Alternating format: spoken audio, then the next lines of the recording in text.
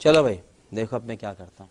Channel पे नए हैं तो चैनल को उन्होंने कहा कि सनातन धर्म की रक्षा के लिए सबको हथियार उठा लेने चाहिए, बुलडोजर उठा लेना चाहिए, सबके पास अपनी रक्षा करना चाहिए। उन्होंने कहा भारत तुम मेरा साथ दो, तुम मेरा साथ दो, मैं तुम्हें हिंदू राष्ट्र दूंगा। भारत की खूबसूरती ही इसकी अनेकता में एकता में छिपी हुई है। सनातन तो कहता ही है सर्वे भवन्तु सुखिना सर्वे सन्तु निरामया सर्वे भद्राणि पश्यन्तु मां कश्चित् दुर्भाग् भवेत्। मां कश्चित् दुर्भाग् भवेत्, यही कहता है ना। तो फिर ये कैसी जिद कि भाई हिंदू राष्ट्र बनाना है? अरे बाप रे, ये तो धोती खोल रहा है। अच्छा एक बात बताइए, अगर हिंदू राष्ट्र बन जाएगा तो नुकसान किसको होगा? और अगर सेक्युलर रह जाएगा तो नुकसान क्या होगा?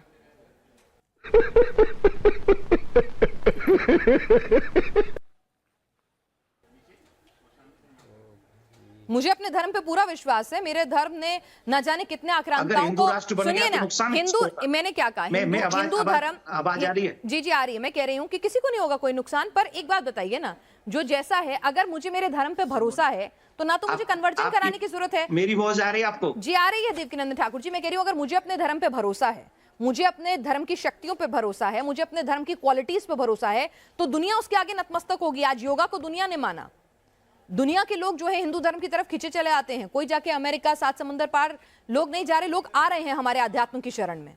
तो फिर ऐसे में क्या जरूरत है कोई राष्ट्र घोषित करने की? क्या बात है सर, क्या बात है सर, क्या बात, ये बात है। अरे सर क्या बात। जो हमारे भारत की खूबसूरती अनेकता में एकता की, उसे कायम क्यों नहीं रख सकते हम सेकुलर राष्ट्र के तौर पे? क्यों हम हिंदुओं को सीमाएं में बांधे? मैं ये पूछ रहा था आपसे कि अगर हिंदू राष्ट्र बन जाएगा तो नुकसान किसको होगा? फायदा किसको होगा? फायदा पूरी मानवता को। मेरे को अपने धर्म पे पूरा भरोसा है, दुनिया इसकी तरफ खींची चली मुझे भी है। तो इसमें राष्ट्र घोषित करने की क्या जरूरत है? मैं तो कह रही हूँ पूरी दुनिया में हिंदू धर्म का प्रचार प्रसार हो। वाह क्या सीन है, वाह क्या सीन है।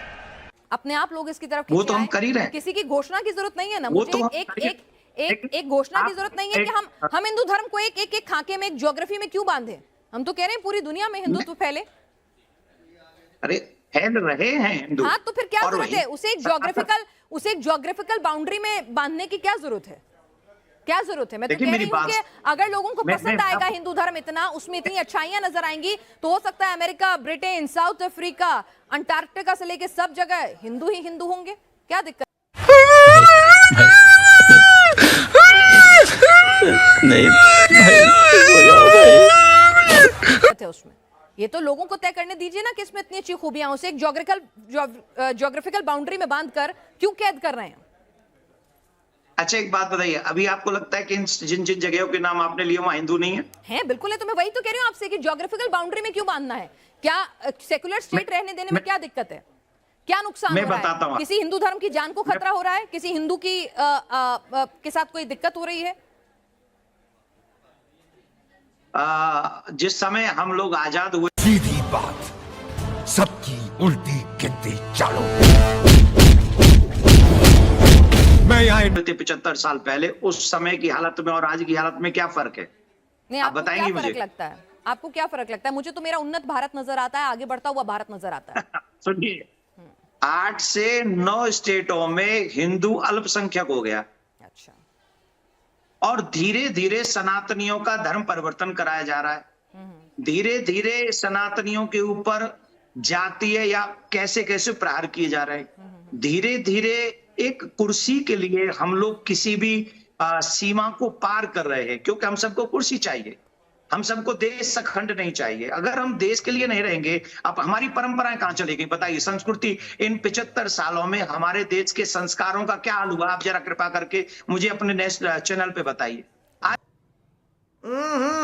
राजा जी अपनी शक्तियों का पूरा इस्तेमाल कर रहे हो, लेकिन लौंडा यहाँ नहीं रुक। हम क्या उसी संस्कार के साथ जी रहे हैं जो 75 साल पहले जी रहे थे? देवकीनंदन ठाकुर जी, आप मोबाइल का इस्तेमाल करते हैं, आप मेरे साथ स्काइप के जरिए जुड़े हुए हैं। इंटरनेट टेक्नोलॉजी के इस्तेमाल में बहुत कुछ बदल रहा है ना? बिल्कुल बदल, ठीक है। बिल्कुल तो बदल ऐसा रहा है। नहीं है कि लोग बाग परंपराओं का पालन नहीं कर रहे होंगे, पांचों उंगलियां बराबर नहीं होती, परंपराओं का पालन हो भी रहा है, कुछ छूट भी रही है, उनको रिवाइव करने की कोशिश भी हो रही है। आपको मालूम भी है कितने माँ बाप जो है घर में बूढ़े बूढ़े अकेले पड़े हैं और आंसू बहा रहे हैं।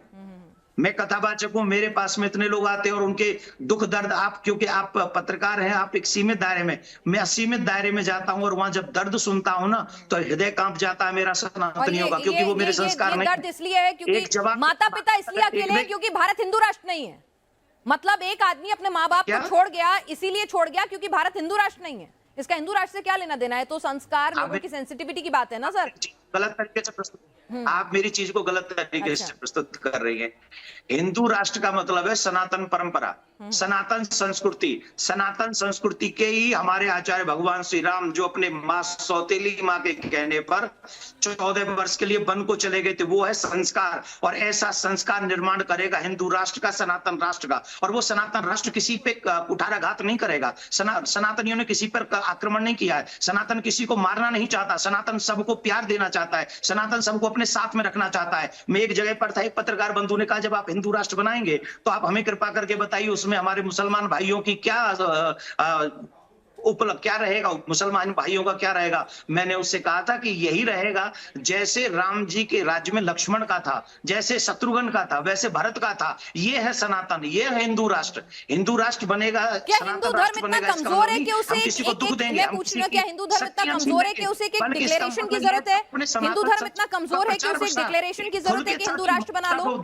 मैंने कहा ना, हिंदू धर्म इतना कमजोर है, देश के कानून पे भरोसा नहीं है। अगर आप कह रहे हैं धर्म परिवर्तन हो रहा है तो मुसलमानों का भी हो रहा है। मुसलमानों का धर्म परिवर्तन तो बागेश्वर महाराज ने अपने मंच पर कराया और बड़े गदगद हुए, बड़ी तालियां बजवाई कि बहुत खूबसूरत शानदार काम किया है। वो अगर हिंदू धर्म में आए तो बहुत बढ़िया काम हो रहा है, लेकिन अगर हिंदू चला जाए तो पाप हो रहा है। ये डबल स्टैंडर्ड क्यों देवकीनंदन ठाकुर जी? इस देश में आजादी के समय कितने मुसलमान भाई थे? सर मैंने क्या कहा, कितने हिंदू? और हिंदू उस रेशो से नहीं बढ़ रहे हैं, आप ये कह रहे हैं हिंदू उस रेशो से नहीं बढ़ रहे हैं। जो 125 करोड़ की आबादी हो गई, हिंदू उस रेशो से नहीं बढ़ रहे हैं। अगर रेशो की बात करें, फर्टिलिटी रेशो की बात करें, अगर हम बात करें कि किस रेशो से बढ़ रहे हैं, तो आप कह रहे हैं कि हिंदू मुसलमान अलग अलग रेशो से बढ़ रहे हैं। क्या बात कर रहे हैं? 125 करोड़ की आबादी में क्या फिर 70% मुसलमान हो गए क्या? सर एक सेकेंड, मैं आपसे की बात ही नहीं की। सर मैं वही आपसे कर रही हैं। नहीं सर, मैं आपसे ये पूछ रही हूँ कि क्या हिंदू धर्म को, एक मिनट, हमारे देश के कानून पर आपको भरोसा है? पूरा संविधान पर पूरा भरोसा है। पूरा भरोसा है। इस देश में धर्म परिवर्तन के खिलाफ कानून है और कड़े कानून बन रहे हैं। उन कानूनों और बनने चाहिए, और बनने चाहिए। ठीक है, कानून में कमी पेशी हो सकती है, बिल्कुल आपको अधिकार है इस देश के नागरिक होने के नाते उसके खिलाफ आवाज उठाने का, और कड़ाई से होना चाहिए, एग्जीक्यूशन और बेहतर होना चाहिए। तो जब कानून अपना काम कर रहा है तो हमारे देश की सेकुलर छवि को हम क्यों खत्म करें? अगर हमें अपने धर्म का प्रचार प्रसार करना है तो उस धर्म में इतनी शक्ति और इतना भरोसा होना चाहिए, अपने धर्म पे इतना विश्वास होना चाहिए कि वो खुद ब खुद दुनिया उसके आगे खींची चली आएगी। हमारे सनातन से भय किसको है? हमको तो ये बताइए ना, हमें तो ये नहीं समझ में आ रहा। तो फिर क्या जरूरत है हिंदू राष्ट्र की?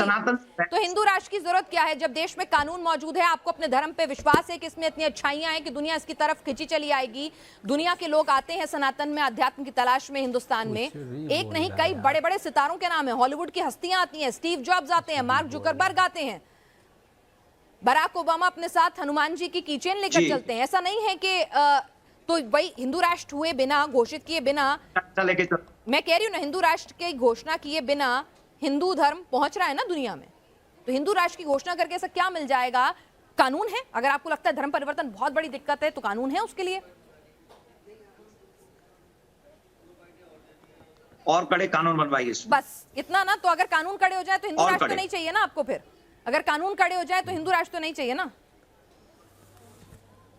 मेरी अंतिम सांस तक मुझे हिंदू राष्ट्र चाहिए। चलिए ठीक है, आपकी अंतिम सांस तक चाहिए। अच्छा ये बताइए देवकीनंदन ठाकुर जी, अब आप मुझे बताइए कि जिस राह पे तुम चल रहे हो बेटा, एक दिन बुरी तरह फंसोगे। उस दिन मुझे याद करना, मैं पहुंच जाऊंगा। हिंदू धर्म के ही बड़े बड़े धर्मगुरु, बड़े बड़े माननीय जो हैं, वो ये कह रहे हैं कि कथावाचकों को कथावाचक का काम करना चाहिए, चमत्कार दिखाने का काम उनका नहीं है, वो ईष्ट पर छोड़ देना चाहिए। वो भगवान के चमत्कार हैं, भगवान की लीलाएं हैं।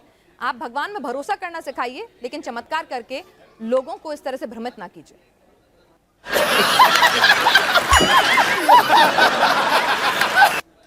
अगर किसी संत महात्मा ने कहा है और किसी विद्वान महानुभाव ने कहा है तो मैं उनको नमन करता हूं और उनकी बात मेरे सर माथे, और जो वो कहेंगे हम वही करेंगे। और अगर किसी पॉलिटिशियन ने कहा है तो मैं इसमें एक पॉजिटिव, क्योंकि मैं क्यों उनका साथ दे रहा हूं या मैं उनका समर्थन क्यों कर रहा हूं, उसके पीछे एक पॉजिटिव मेरी एक थिंकिंग ये है कि जो लोग दुखी होते हैं, वो जो दुखी होते हैं वो कभी किसी दरबार में जाते, कभी किसी दरबार में जाते और उनपे नाना प्रकार, और मैं सच्ची बोल रहा हूं, आई स्वेयर, मैंने ऐसे लोगों को भी सुना है जो ये बताते हैं कि हमारे ऊपर ऊपरी प्रेत बाधा थी, हम फलाने व्यक्ति के पास में गए, वो फलाना व्यक्ति, मैं उसका नाम नहीं कर रहा हूं, नहीं तो कोई कहेगा उस धर्म को बदनाम करने के लिए बात कर रहे हैं, वो व्यक्ति कम से कम सनातनी नहीं था, ये समझ लीजिए, स्पष्ट समझ लीजिए। हम उसके पास में गए और आई प्रॉमिस, मैं सच बोल रहा हूँ, एक एक वर्ड, उसने कहा कि हम उसके पास में गए ठीक कराने, फिर उसने हमारा क्या क्या शोषण किया, और जब जब हम बचना चाहते हैं तब तब वो कहते हैं हम तुम्हारे घर में ये प्रॉब्लम नहीं होता क्या? आसाराम बापूजी और बाबा राम रहीम कहाँ चले गए? मतलब शोषण सनातन में नहीं होता क्या? 5 उंगलियां बराबर नहीं है सर? नहीं, आप कुछ बहुत अच्छे लोग अच्छी यहाँ बात भी कर रही होंगे, हैं, कुछ अच्छे लोग वहाँ भी होंगे, कुछ बुरे लोग यहाँ भी हैं, कुछ बुरे लोग वहाँ भी होंगे। आप टारगेट कर रही हैं सनातन को। नहीं सर, मैं खुद सनातनी हूँ, मैं खुद सनातनी हूँ, मैं हिंदू धर्म को प्रैक्टिस करती हूँ, मेरे हाथ में कलावा बंधा हुआ है, आज भी मैं हनुमान मंदिर जाऊंगी, मैं पक्की हिंदू हूँ। इसका मतलब ये नहीं है कि मुझे दूसरे धर्मों के ऐप दिखेंगे और अपने धर्म में सिर्फ अच्छाई, आंखें मूंद लेने से शेर मुझे नहीं खाएगा, ऐसा नहीं हो सकता। मेरी बात सुनिए ना, चमत्कार की बात कर रही है ना आप, तो मैं चमत्कार पे एक एग्जाम्पल आपको दे रहा हूँ, मैं आपको एक एग्जाम्पल दे रहा हूँ। सबसे पहले समझ लीजिए, मैं बागेश्वर धाम वाले महाराज जी का प्रवक्ता नहीं हूँ, मैं बड़ा भाई, वो मुझे मानते हैं, मैं उनको छोटा भाई मानता हूँ, ठीक है ना। तो आप इस बात को, आपने चमत्कार की बात की तो मैं उसको उत्तर दे रहा हूँ, आप उस बात को और एक कदम आगे ले गई, वो बात तो ठीक नहीं है ना आपकी। आप इस बात को समझिए, उन्होंने ऐसा कहा तो मुझे फिर ये लगता है कि कम से कम कोई सनातनी पे ऐसी विपत्ति है, और अगर वो पंडाल में कैमरों के सामने आके उसका दर्द दूर हो रहा है तो उसमें तो कोई तकलीफ नहीं। आपने अभी कई संतों के नाम लिए, मैं उनका नाम नहीं लूंगा, कि वो जेल में है, अगर वो जेल में है तो ऐसे कई फादर और पता नहीं कौन कौन है, तो वो आज उनसे भी बड़े कांड किए हैं और उनको बेल मिल गई 14 दिन में, और संत को बेल नहीं मिलती है कभी भी। ये तो आप जानती होंगी ना कि वो 14 दिन में आ गए थे जेल से बाहर, जिन पे 14 लड़कियों ने रेप के केस दर्ज कराए थे। तो यानी मीडिया में आके कानून भी पार्शल हो गया क्या देश का? अभी तो आप कह रहे थे कानून पे भरोसा है, अब आप कह रहे हैं कि कानून अलग अलग हिसाब से चल रहा है। देखिए, आप अगर सनातन को टारगेट करेंगे, मैं नहीं करूंगी, मैं तो क्यों करूंगी? मैंने कहा ना, मैं तो खुद, मैंने कहा सर, मैं तो खुद हिंदू धर्म, मैंने आपसे क्या कहा, मेरे हाथ में आपको कलावा दिखेगा, मैं खुद हनुमान भक्त हूँ, मैं खुद मंदिर जाती हूँ, तो मेरे को कोई दुश्मनी नहीं है सनातन से, मैं खुद सनातन को मानती हूँ। दुर्भाग्य है कि वो सनातन धर्मगुरु थे, इसलिए वो अभी तक जेल में है। अच्छा, अगर वो किसी धर्म के गुरु होते ना तो वो जेल में नहीं होते, वो बाहर बैठे होते, मजे ले रहे होते। 70 केस हैं एक एक व्यक्ति पर, पुलिस उन पर हाथ नहीं डाल सकती।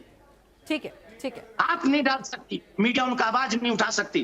क्या बात कर रही हैं आप? सर, मैंने अपने शो पे मैंने आपको पहले भी बताया कि हमने ईसाई मिशनरीज हो या फिर कोई दूसरे धर्म के लोग हो, अगर वो कुछ इस तरह से गलत दावे कर रहे थे तो हमने उनके भी चीजों को अपने शो में दिखाया है। यूट्यूब पे वो सारे शोज इस वक्त मौजूद हैं, आप देख सकते हैं।